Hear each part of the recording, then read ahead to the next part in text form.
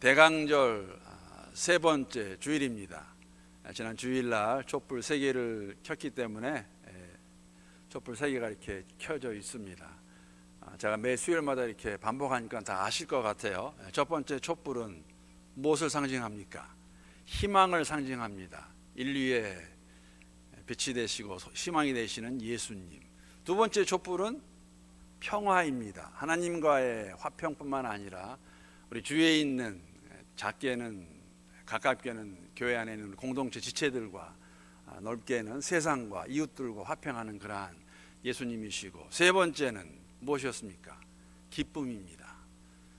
세상이 아무리 어렵고 힘들다 할지라도 우리 개인의 삶과 또 교회의 삶 가운데 여러 가지 일들이 있다 할지라도 예수 안에서 기뻐할 수 있는 것이 믿음이라는 것이죠. 예수님 그렇게 저희들에게 오셨습니다.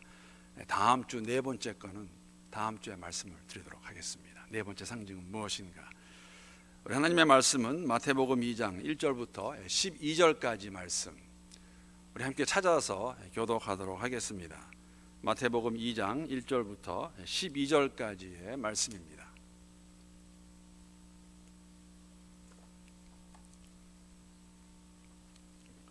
1절 말씀 제가 먼저 읽도록 하겠습니다.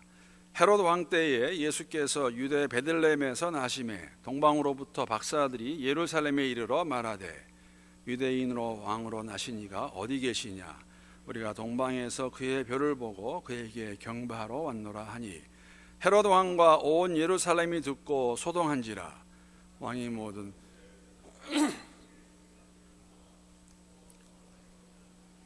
이르되 유대 베들레헴이오니 이는 선지자로 이렇게 기록된 바, 또 유대 땅 베들레헴아 너는 유대 고을 중에서 가장 작지 아니하도다.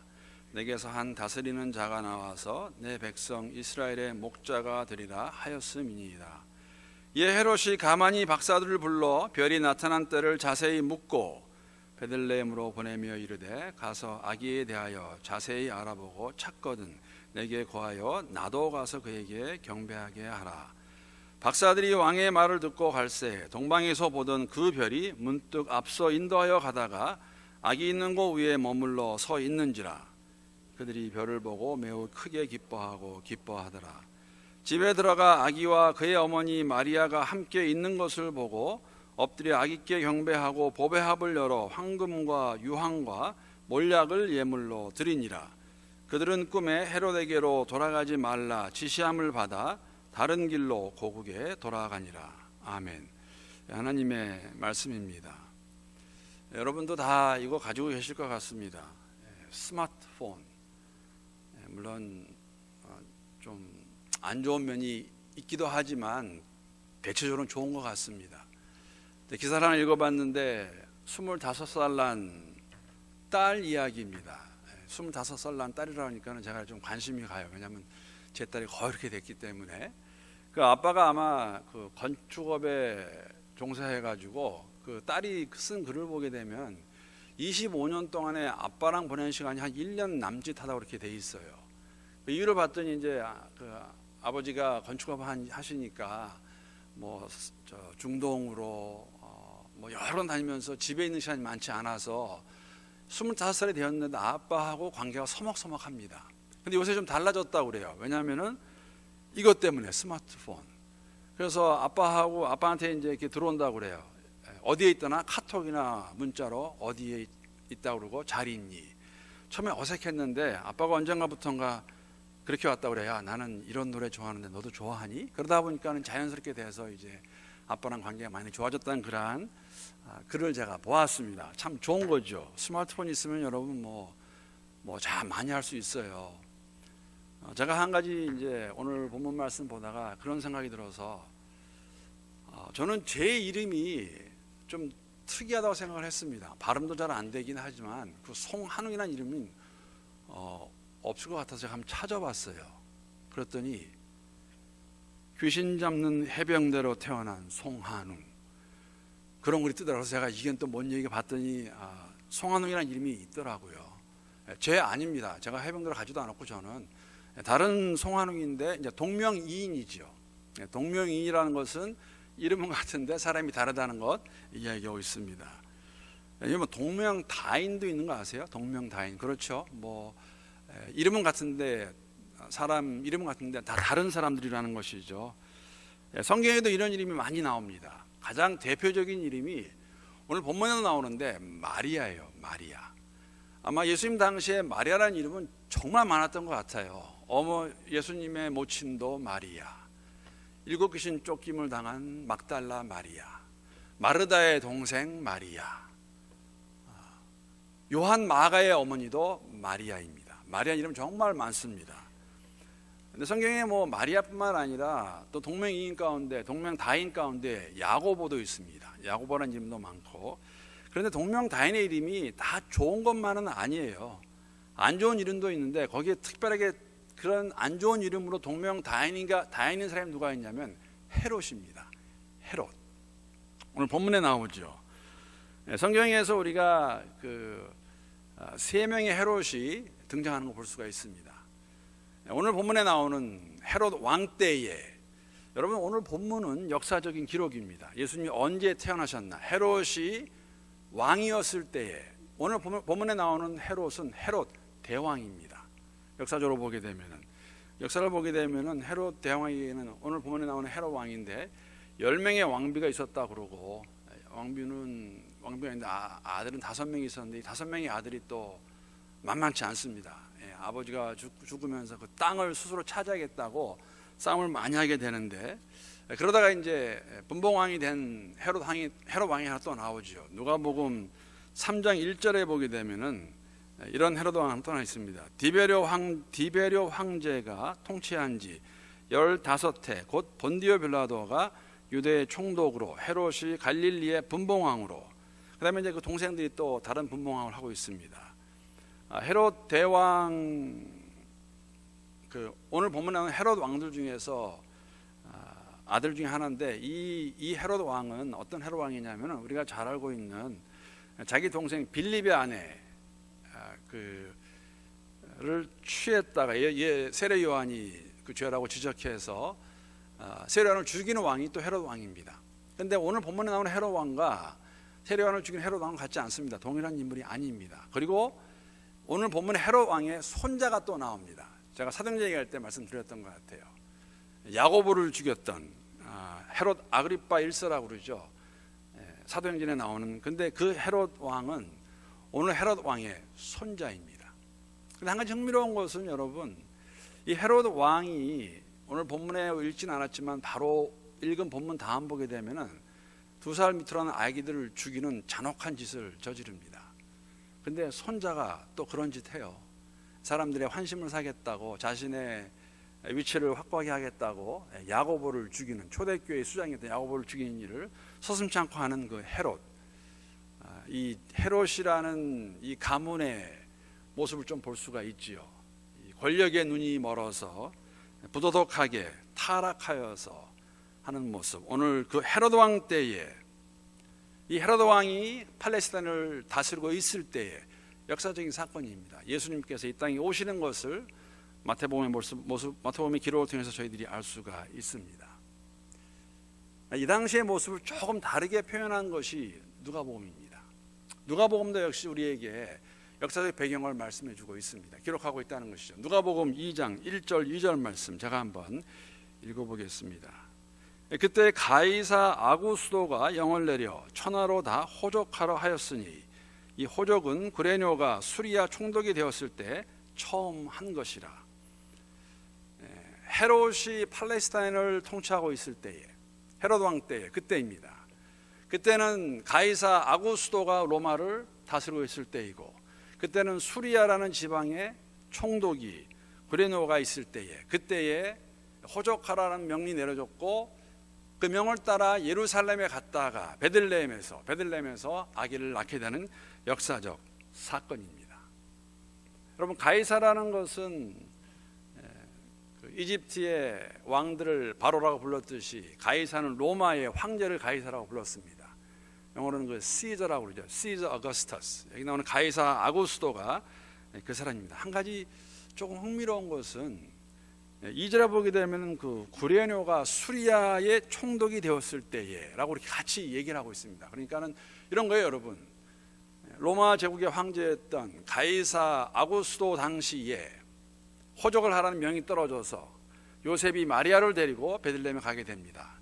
그 당시에 갔을 때에 그 팔레스타인을 그 밑에를 이렇게 통치하던 사람이 헤롯이었고, 윗부분은 갈릴리 지방 쪽 수리아 위에 바로 거기는 구레뇨가 총독으로 있었다. 역사적인 사건을 말하고 있죠. 한 가지 흥미로운 것은 누가복음의 저자가 누구입니까? 누가입니다. 사도행전의 저자가 누구입니까? 누가입니다. 동일한 인물인데 이 수리아 총독이 왜 거론되었을까? 좀 의아했어요. 왜 갑자기 수리아하고는 사실 수리아 지방과 예루살렘은 많이 이렇게 관련이 없는 지방이에요. 근데 여러분, 수리아 그러면 생각나는 도시가 있지 않습니까?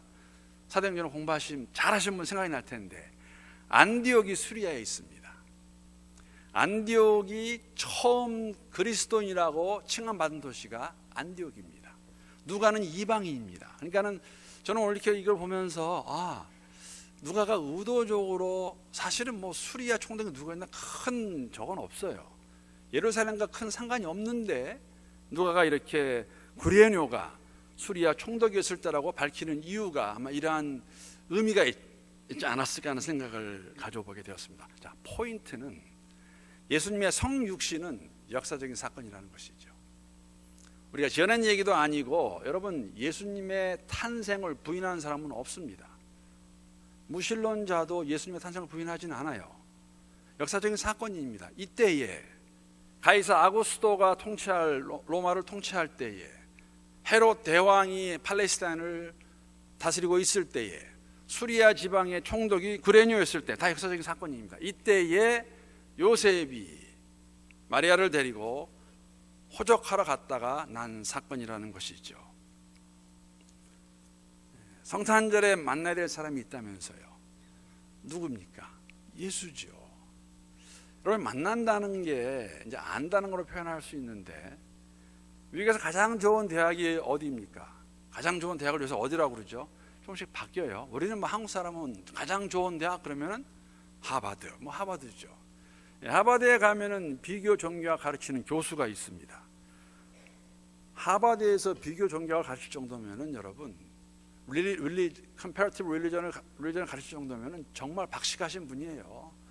뭐 이슬람에 대해서, 불교에 대해서, 기독교에 대해서, 힌두교에 대해서 뭐 아주 박식하게 아는 사람입니다. 아마 기독교에 대해서도 저희보다 더 잘할 수 있을 것 같아요. 뭐 역사적인 사건이라든지 성경의 내용 같은 거 잘할 수 있을 것입니다. 그런데 만약에 그 하버드 대학교에서 비교 종교학을 가르치는 그 교수가 예수님을 모른다면, 아직 예수님을 인격적으로 만난 적이 없다면은 그 교수는 예수를 만난 사람이 아닙니다. 좀 알고 있겠지요. 예수가 어떠한 사람인가. 성탄절을 맞이하면서, 크리스마스를 맞이하면서 저희가 올해 2015년도에는 4번의 수요 예배 동안에 크리스마스 스토리가 있는 수요 예배라고 해서 저희가 계속해서 반복하여 다시 한번, 오늘도 동일한 이야기입니다.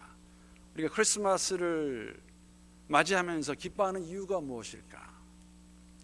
수많은 사람들이, 아니면 전 세계가 성탄절을 맞이하면서 들뜨고 기쁘다고 말할 수 있고, 그럴 것입니다. 그러나 만약에 예수를 모른다면, 예수를 만난 적이 없다면 크리스마스는 아무런 의미가 없다는 것이죠.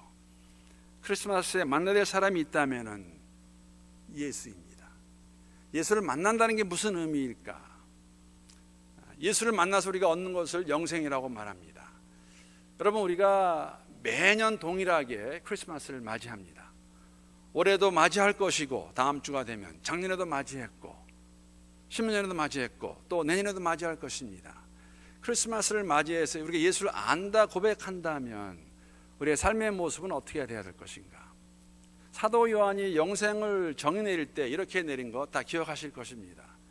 제가 바라기는 적어도 수예배 나오시는 분들은 이 말씀은 다 암송하셨을 것 같아요. 요한복음 17장 3절 말씀 기억나세요? 제가 스크린에 올리지 말라고 띄우지도 않았습니다. 그냥 다 아실 것 같아서. 모르시면 제가 한번 먼저 해볼 테니까 한번 아시면 같이 해줍니다. 영생은 곧 유일하신 참 하나님과 그가 보내신 자 예수 그리스도를 아는 것이니라. 쉽지요? 올해 크리스마스 선물 하나 같이 외워보겠습니다. 시작. 영생은 곧 참 하나님과 그가 보내신 자 예수 그리스도를 아는 것이니라. 여러분, 영생이라는 것은 우리가 주님 만나서 영혼 가운데 거할 그때까지 이곳에 있으면서, 이 땅에 살면서 하나님과 예수 그리스도를 알아가는 것이에요. 아는 것. 크리스마스가 주는 의미가 무엇이 될까? 우리 예수를 만났다면은 올해는 작년과 비교해서, 작년에 비해서 더 예수를 내가 더 이만큼 배웠다, 알았다라고 고백할 수 있는 그러한 성탄절. 안다는 의미는 우리의 지정의가 하나가 되어서 모두가 다 예수님을 계속적으로 인격적으로 만나는 것을 의미합니다. 방금 교독한 본문에 보게 되면은 이 예수를 맞이하는 동일한 사건, 그런데 두 부류의 사람이 나온다는 것이죠. 만난 사람도 있고 만나지 못한 사람도 있는데, 제가 잠깐 오늘 그 본문 이야기 먼저 좀 하고 그다음에 두 부류의 사람을 잠깐 나누기 원합니다. 조금 전에 말씀드린 것 같이 헤롯 왕이 팔레스타인을 통치하고 있을 때 동방에서 박사들이라는 사람이 예루살렘에 오게 됩니다. 여러분, 동방이 어딜까요? 우리가 동방박사는 동방은 어디를 말하고 있을까요? 이 당시에 팔레스타인 동쪽에 있던 곳을 말하고 있겠지요. 여러 곳을 추측할 수 있는데 가장 많이 이제 성경학자들이 추측하는 것이 페르시아와 바벨론입니다. 팔레스타인의 동쪽에 있는. 그런데 바벨론 쪽이라는 것이 좀 더 이렇게 힘을 얻는 이유는 왜 그러냐면, 여러분, 바벨론에는 포로로 잡혀간 유대인들이 참 많았습니다. 바벨론에 망했기 때문에. 그래서 그곳에서 있던 유대인들이 영향을 참 많이 끼칩니다. 사람이 많다 보니까 그 바벨론 지역에 있던 사람들에게, 또 그 지역 그 근방에 있던 사람들에게, 여러분, 유대인들은 그때부터 아주 오래전부터, 주 전부터도, 북이스라엘과 남유다가 망한 이후부터 그들이 가는 곳에서는 자신들의 모이는 곳이 있었습니다. 회당이라 부르지 않나 할지라도 야훼를 섬긴다는 그 사람들이 모이던 곳. 그래서 거기에서 여러분, 메시아의 사상은 유대인들에게 가지고 있는 아주 굉장히 독특한 사상입니다. 우리를 구원할 그리스도가, 메시아가 올 것이다. 그다음에 바벨론에 있던 이방인이었던 이러한 학자들이, 우리 한국 성경에는 박사로 이렇게 번역을 해놨는데, 이 박사라는 헬라어 원문을 보게 되면 어떤 의미가 있냐면 천문학자, 즉 별을 공부하는 사람들, 아니면 철인이라는 그런 의미가 들어가 있습니다. 그러니까 박사라는 사람은 어떤 사람들이냐면은 바벨론에 있던, 동방에 있던 사람들 가운데서 학식이 있었던 이 사람들이 유대인들에 의해서 메시아 사상을 듣게 되고, 그들의 신앙을, 여러분, 그 유대인들의 생활이 좀 독특하잖아요. 그 율법을 따라서 돼지고기도 안 먹고 율법들이 있어요. 그것이 이렇게 티가 납니다. 그래서 그것을 보면서 너희들은 왜 그러냐, 그들의 생활에 관심을 갖게 되고, 그들의 사상에, 야훼 사상에 관심을 갖게 되고, 특히 학자들은 이것이 무엇인가, 메시아가 도대체 무엇인가 하면서 연구하다가 별을 보게 됩니다. 천문학자들이니까 신비한 별을 발견하게 됩니다. 물론 이 자체가 하나님께서 보이게 하신 것이죠. 왜냐하면 분명한 기록은, 마태복음을 저희가 오늘 기록을 그냥 하나의 이야기 정도로 만드는 이야기가 아니라 실화라면은, 동방에 있는 박사들은 분명히 별을 보고 별의 인도하심을 따라 예루살렘까지 오게 되는 것입니다. 그래서 그들이 메시아 사상에 대해서 듣고 연구하다가 별을 보여주셔서 별을 보고 오게 되는데, 우리가 한 가지 미스가 하나 있죠. 미스가 하나 있는데 뭐냐면은 동방의 박사가 세 사람이었다. 저는 그렇게 생각하지 않습니다. 물론 우리 어릴 때는 동방 박사 세 사람 해가지고, 왜 세 사람이냐면 아시다시피 그들이 와서 예수님께, 마리아와 예수에게 선물을 줄 때, 각본 보배합을 열었을 때 거기에 세 가지가 기록되어 있어요. 황금과 유황과 몰약. 근데 여러분, 이 당시에 생각해 보세요.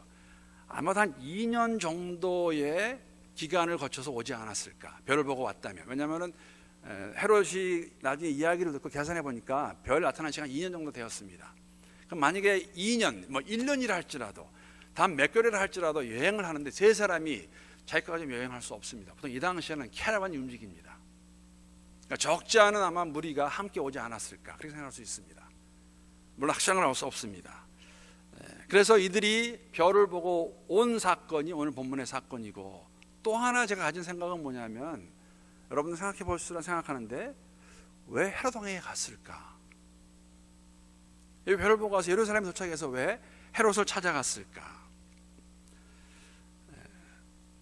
아마 첫 번째 이유는 이런 이유가 아닐까 생각합니다. 헤롯 왕도 여기에 대해서 알고 있을 것이다.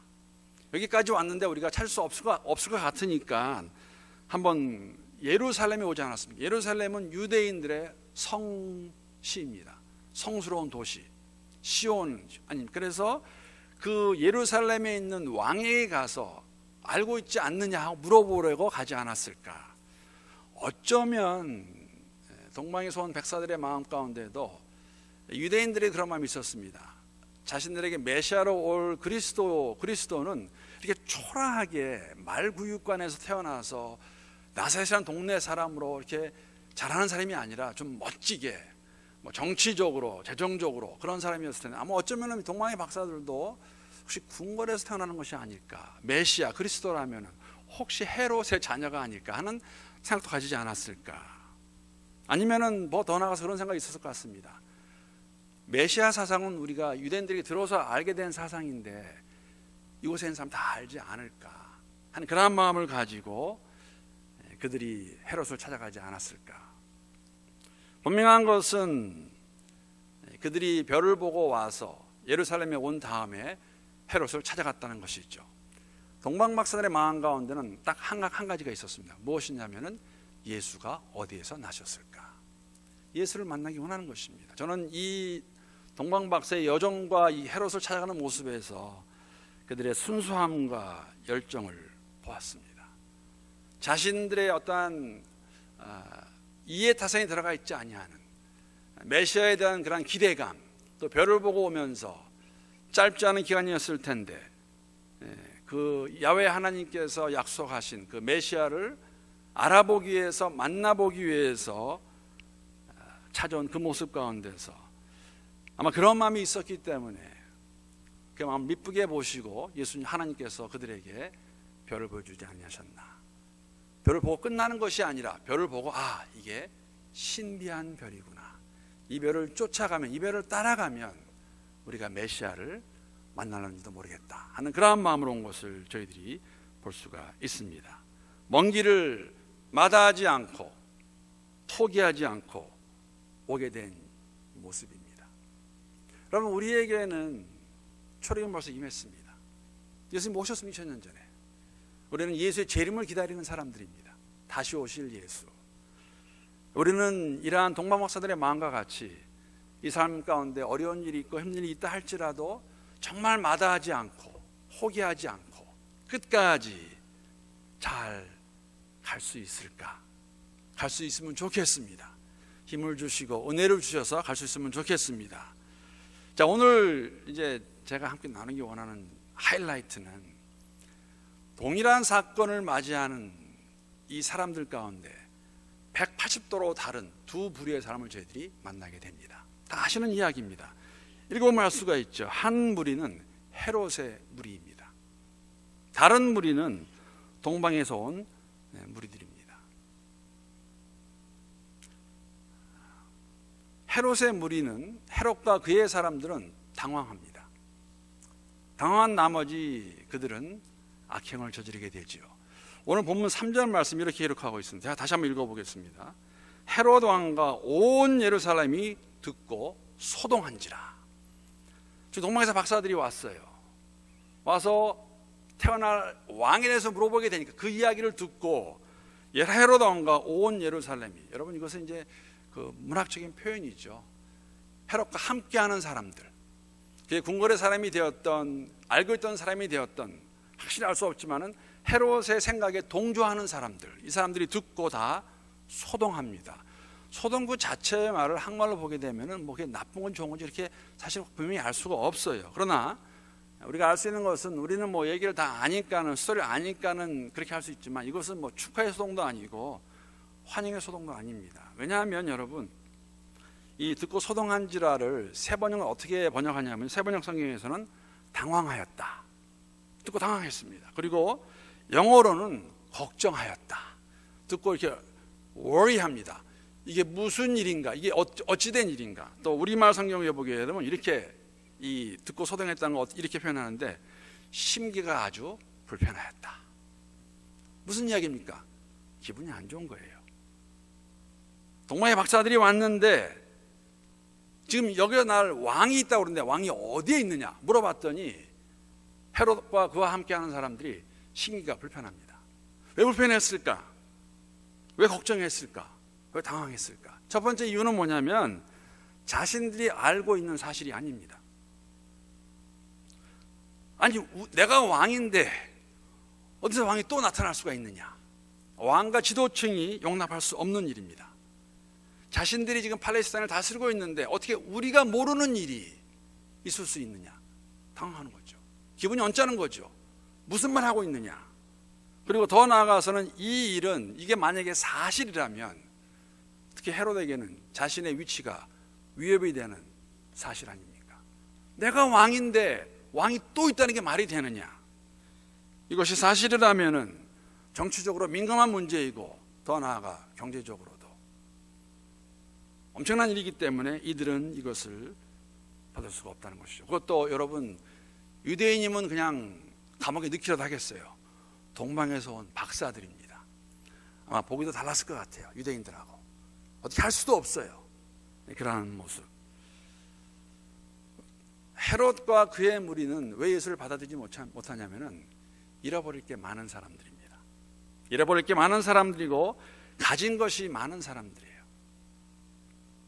세상에서 필요한 것들을 다 채울 수 있는 사람들, 그렇다고 생각하는 사람들이기 때문에 그것에 방해가 된다고 생각할 수 있는 것은 받아들일 수 없는, 공간이 없다는 것이죠. 예수를 믿지 못하는, 받지 못하는 사람들의 모습이 아닌가 생각합니다. 그런데 여러분, 우리는 예수를 믿는 사람들이니까 성탄절이 그냥 예수께 오신 것만을 우리가 기념하는 건 아니죠. 성육신으로 오셔서 이 땅에 사시고 죽으셨다 부활하셔서 승천하신 그 예수님 다시 오시겠다고 그러는데, 그 예수를 기다리는 우리의 마음은 어떠할까? 한번 생각해 보았습니다. 러시아 민담에 이런 얘기 있다고 합니다. 제가 이 얘기를 읽으면서 웃음을 띄었는데, 이런 이야기입니다. 어느 날 모스크바 근방에 근교에 예수님이 재림하셨습니다. 이건 민화예요. 모스크바 러시아 사람들이 가지고 있는 민담입니다. 민담. 그날 밤 비밀리에 러시아 그 모스크바 안에 도시 중앙에서 정교회 비상대책위원회가 모였습니다. 밤새 논의를 합니다. 논의한 끝에 나중에 예수님께 특사를 보내요. 예수님 근교에 계시니까 지금 주님 이렇게 말합니다. 주님, 지금은 시기가 좋지 않습니다. 다음에 기별을 띄울 테니 그때 다시 오시면 안 될까요? 그렇게 했더니 민담이 있습니다. 여러분, 어쩌면 저희들도 그러한 마음을 가질 때가 있지 않을까. 예수의 재림이 여러분 만약에 지금 오신다면 어쩌면 우리는 조금 아쉬움이 있을지도 모르겠어요. 참 여기가 참 좋은데, 내가 참 생활이 참 편하고 불편하지 않고 하는데 예수님이 지금 오시게 되면 이게 무슨 마음일까 하는 그러한 것들이 있지 않을까. 처음 오신 예수를 헤롯 왕과 그의 무리들은 거부합니다. 왜? 그냥 스테레스코어가 좋은 거예요. 지금 현실이 좋은 겁니다. 왕으로 있고 누리는 자리에 있고 다스리는 자리에 있고. 근데 예수, 또 다른 왕? 그런 왕이 왜 와야 돼? 받을 수 없는 것이죠. 여러분, 그렇기 때문에 그들은 사실은 예수를, 이 사건을 어떻게 종결합니까? 물론 마지막에 보게 되면 이제 신사가 나타나서 동방 박사들에게 가지 말라고 그래서 속은 것을 알고 속았다는 것을 알고 헤롯이 어떻게 합니까? 오늘 읽지 않았지만은 마태복음 2장 16절 보게 되면 이렇게 그 당시 사건을 기록하고 있습니다. 이에 헤롯이 박사들에게 속은 줄 알고 심히 노하여 사람을 보내어 베들레헴과 그 모든 지경 안에 있는 사내 아이를 박사들에게 자세히 알아본 그때를 기준하여, 이거는 박사들에게 듣고 난 것을 기준해서 그 다음에 2살부터 그 아래는 다 죽여버립니다. 아마 헤롯은 간곡히 부탁을 했을 거예요. 박사들에게 가서 자세히 알아보고 너희 경배한 다음에 나한테도 좀 알려달라. 나도 가서 뭐라 그럽니까? 8절 보면 이렇게 말하고 있어요. 베들레헴으로 보내며 이르되, 헤롯이 하는 이야기입니다. 동방의 박사들에게 가서 아기에 대하여 자세히 알아보고 찾거든 내게 고하여 나도 가서 그에게 경배하게 하라. 그런 말을 했던 헤롯은 나중에 어떻게 합니까? 다 죽여버립니다. 말은 그럴싸하게 잘했죠. 그러나 헤롯에게는 다른 왕의 탄생과 오심은 용납할 수 없었습니다. 자신의 왕의 자리, 위치를 흔들까봐, 자신이 물러날까봐 주님을 거부하는 것, 이러한 마음 오늘도 가지고 있는 사람들이 있죠. 여러분, 예수를 전했을 때에 예수를 못 믿는 사람, 받기 힘든 사람이 우리가 어떤 사람들입니까? 삶에 필요함이 없는 사람. 지금 정말입니다. 이거는 뭐 건강하고 자녀들 잘 되고 경제적으로도 어려움이 없고 사회에서도 명망이 있고 또 셀프 라이처스하고 그러면은 예수 전하면요, 간담함이 뭐냐면 내가 예수가 왜 필요해? 예수 필요하지 않아. 전 그런 사람 많이 만나보았습니다. 나는 법 없어서 살 수 있어. 나는 깨끗한 사람이야. 그런 사람들. 오늘날도 내 것에 취해서 우리는 오늘날 사실 헤롯과 같이 사람 보내 죽이지 않을 것입니다. 그러나 우리에게는 예수를 안 믿는 사람들에게 이렇게 해서 마음의 문이 닫히면은 받을 수 없는 것이죠. 더 나아가서 조금 전에 말씀드린 것 같이 우리가 예수의 재림을 기다린다고 항상 고백하면서 초대교회 이후로 우리가 마라나타를 부르고 있지만 정말 우리의 마음은 가난해져서 이렇게 성탄절을 맞이하는 우리의 마음 가운데 예수의 재림을 진정으로 기다리고 있을까? 기다린다면 어떠한 모습일까? 그러한 헤롯과 그의 일당들이 있었는가 하면 동방에서 온 사람들이 있었습니다. 진심으로 예수를 알기 원했고 경배한 사람들인 것이죠. 2절에 보게 되면 왔을 때 그렇게 헤롯에게 말했습니다. 유대인의 왕으로 나신 이가 어디 계시냐? 우리가 동방에서 그의 별을 보고 그에게 경배하러 왔노라 하니. 동방 박사들의 고백과 헤롯의 고백은 같지 않습니다. 들으면 똑같아요. 왜냐하면 둘 다 경배를 말하고 있습니다. 내가 경배하러 왔다. 경배하기 원한다. 그러나 헤롯은 말은 그렇게 했지만 아이들 다 죽였습니다. 그러나 동방 박사들은 그 말 그대로 했습니다. 본문에 나오는 10절 11절 말씀, 그 먼 길을 마다하지 않고 보배합을 잘 가지고 와서 어려움 끝에 그를 만나게 되었을 때 그들이 하는 10절 11절에 보게 되면 그들이 별을 보고 별이 섰습니다. 이제 말 구유 위에 매우 크게 기뻐하고 기뻐하더라. 기뻐하고 또 기뻐하고 기뻐하더라. 야, 드디어 우리가 예수를 만났구나. 예수를 찾았구나. 집에 들어가서 아기와 그의 어머니 마리아가 함께 있는 것을 보고 엎드려 아기께 경배하고. 엎드리는 모습은 겸손한 모습이죠. 자신을 드리는 모습이죠. 그리고 경배하고 난 다음에 가지고 온 보배합을 열어가지고 귀한 황금과 유황과 몰약을 예물로 드립니다. 보배합을 준비해 가서 가지고 온 그들의 모습은 예수님을 향한 마음의 표시였습니다. 먼 길을 마다하지 않고, 여러분, 그 사막길을 짧지 않은 그 여정을 와서 가장 먼저 한 것, 피곤하다, 힘들었다가 아니라 기쁘고 또 기뻐서 무릎 꿇고 경배하고 보배합 열어서 가지고 온 선물을 예수님께 바치는 모습, 이러한 모습이 예수의 재림을 기다리는 여러분과 제 모습이 되어야 되지 않을까 생각해 보았습니다. 초림으로 오신 2000년에 오신 예수님을 그냥 기뻐하고 감사하는 정도로 끝나는 것이 아니라 예수를 기다리는 삶의 모습이 이러한 모습이 되어야 되지 않을까 생각해 보았습니다. 여러분, 그러한 마음이 그들에게 있었기 때문에 처음에 별을 보고도 그 별이 무슨 별인가 알아볼 수 있었고, 그 별을 보고도 그 먼 여정을 잘 쫓아올 수 있었고, 예수를 만난 다음에도 성령께서 그들을 보여주시죠. 12절에 보게 되면 그들은 꿈에 나타나신 헤로데게로 돌아가지 말라 지시함을 받아 다른 길로 고국에 돌아가니라. 여러분, 그런 생각 안 드세요? 어떻게 그 별이 신비한 별인지 알 수 있었을까? 저 하늘 위에 그 많은 별이 있는데 어떻게 알 수 있었을까? 꿈에 나타나서 헤로데게 가지 말라고 하시는 그 성령 하나님이 계셨더라면 저는 처음에도 성령께서, 하나님께서 그들에게 보여줬을 것입니다. 이 별이 내 별이다. 이 별이 그리스도의 별이다. 메시아의 별이다. 쫓아가라. 여러분과 저는 이미 별을 발견한 사람들입니다. 예수가 별 아니십니까? 별을 발견하고 다시 오실 예수를 기다리며 살아가는 사람들, 우리에게도 마음의 보배합을 잘 준비해서 예수님 오실 때 드릴 수 있는, 가장 귀한 거 드릴 수 있는 그러한 마음으로 여정을 걸어야 되지 않을까. 언제 오실지 모릅니다. 정말 모릅니다, 저희들. 그러나 오신다고 말씀하셨습니다. 성탄절은 그런 의미에서 뜻깊다는 것이죠. 구약에 약속하신 예수님이 오셨습니다. 한번 벌써 보여주셨어요. 초림으로 오셨습니다. 그 예수님이 다 이루시고 승천하셔서 다시 오시겠다고 하셨습니다. 오실 것입니다. 우리는 여정 걸어가고 있는 것이죠.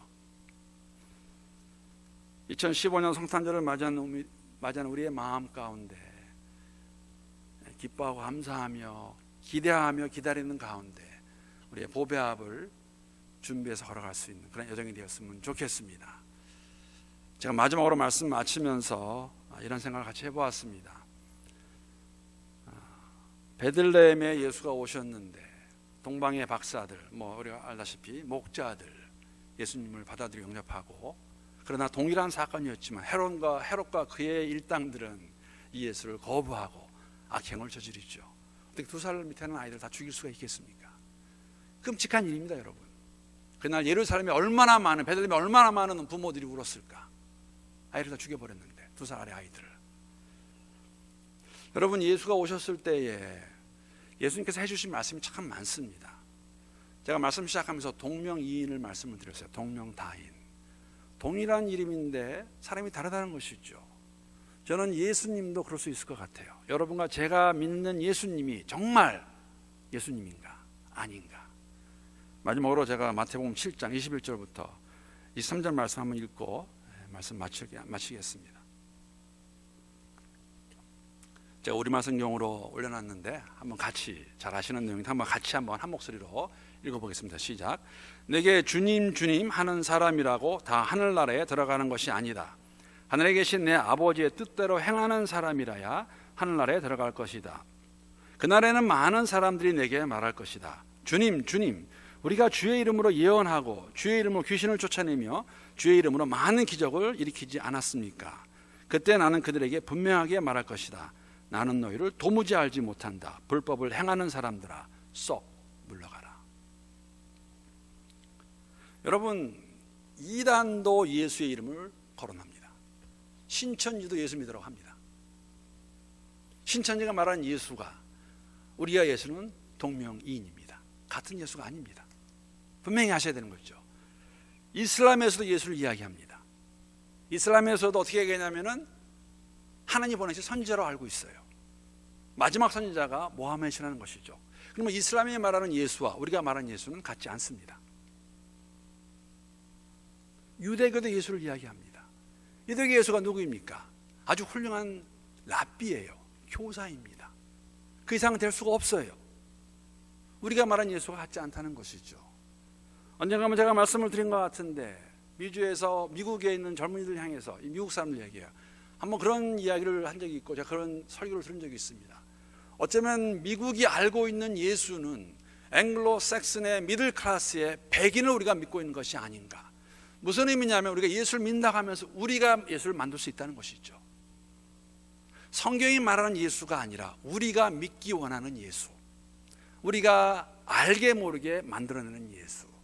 만약 그런 예수를 믿는다면 오늘 마태복음 7장의 말씀은 정확하게 들어갈 것입니다. 너희가 주의해왔던 예수는 성경이 말하는 예수가 아니었다. 나는 너희를 도무지 알지 못한다라고 말씀하실 수 있을 거예요. 이전에 오신 메시아는 성경이 보여줬던 그 메시아입니다. 그러나 유대 사람들은 다 그 메시아를 부인했어요. 왜? 자신들이 가지고 있던 메시아상이 있었기 때문에 거기에 들어가지 않는 메시아는 받을 수 없었습니다. 그래서 그 메시아를 죽입니다. 오늘 우리가 믿는 예수는 어떤 예수가 되어야 될까? 여러분과 제가 믿는 예수는 성경의 예수입니다. 성경에서 복음서에서 말하고 있는 예수님은 어떤 분이실까? 예수님을 바로 알아야 이 시간 전에 왜 빛으로 오셨을까? 이 땅에 오신 목적이 무엇일까? 우리를 구원하시기 위하여서, 우리를 구원하신 다음에 하나님께 우리를 데리고 가서 영원 가운데 거하시기 위해서 오신 그 예수님, 그 예수님을 우리가 보고 따라가고 있는 것이죠. 다시 오실 예수님을 기다리면서 우리가 믿는 예수님, 우리가 만나야 될 예수님, 그 예수님 누구일까? 성경에서 보여주고 있는 우리의 주인 되시는 예수님, 우리의 삶의 주인 되시는 예수님, 그 예수님을 우리가 함께 다시 오실 그날을 기다리면서 기쁨으로 감사함으로 여정을 잘 걸어갈 수 있는 그런 복된 인생 살아가는, 복의 근원으로 살아갈 수 있는 우리 모두가 될 수 있기를 우리 주님의 이름으로 축복합니다.